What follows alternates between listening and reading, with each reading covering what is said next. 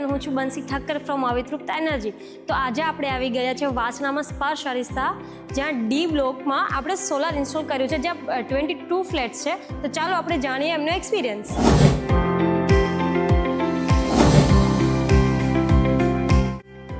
Hello everyone, આપણી સાથે છે આજે કૃણાલભાઈ. તો આપણે એમનો એક્સપિરિયન્સ જાણીશું કે એમને અવિતૃપ્ત એનર્જી સાથે કેવું એક્સપિરિયન્સ કર્યું.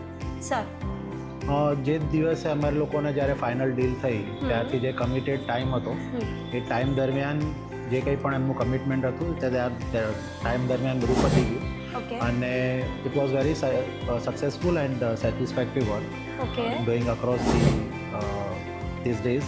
ઓલમોસ્ટ 1.5 મહિના જેવું થયું પણ ઇટ વોઝ કમિટેડ કે એટલા ટાઈમમાં પતી જશે. એક બે ક્વેરી આવી હતી પણ હી હેઝ હેન્ડલ વેલ અને હવે જોઈએ કેટલું હાઉ ઇટ વર્ક્સ અને જે રીતના છે હોપફુલી જે પ્રમાણે કમિટેડ છે કે આટલું એક્સપેક્ટેડ છે સામે જનરેશન, કેટલું જનરેશન થશે તો વિલ બી બેનિફિટ ઓફ.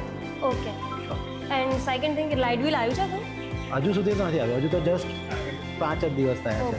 મતલબ તમે ડિસાઈડ કેવી રીતે કર્યું કે 22 જણાને એક જ સાથે મતલબ કરવું છે? એટલે જે કંઈ પણ વર્ક ફ્લો હતો એ વર્ક ફ્લોમાં જે ગણીને 4-5 જણા હતા એ લોકોએ ઇનિશિયેટિવ લીધું હતું. ઓકે. પછી અમે લોકોએ ઘરે ઘરે ફરીને બધાને જે કંઈ પણ એના બેનિફિટ, પ્રોસ એન્ડ કોન્સ હતા એ બધા કીધા અને બધા એગ્રી થયા એ પ્રમાણે અને જે પ્રમાણે પછી આમની હેલ્પ લીધી અને જેટલું પણ હેઝલ ફ્રી વર્ક હતું જે એમના ગાઈડ પ્રમાણે કર્યું અને ઇટ વેન્ટ વેલ. ટાઈમે બધું પતી ગયું. તો એ છે સપોર્ટ આમના તરફથી પણ ઘણો રહ્યો કારણ કે ગાઈડલાઇન પહેલી વખતનું હતું. હવે કદાચ કોઈ બીજાવાળા કરશે અને they are already interested in doing work અને એ લોકો પણ કરી રહ્યા છે બીજાવાળા પણ, બીજા બ્લોકવાળા પણ. ઓકે. સો હવે થોડોક એક્સપિરિયન્સ અમને છે ને ઓલવેઝ જ્યારે ટેકનિકલ ઇશ્યુ હશે ત્યારે will definitely contact them. Okay. અને તમને રેફરન્સ કઈ રીતે મળ્યો અવિતૃપ્ત એનર્જી? રેફરન્સ તો અમે લોકોએ માર્કેટમાંથી જ લીધો હતો, ઓનલાઈન પેલા એમાં જોઈને.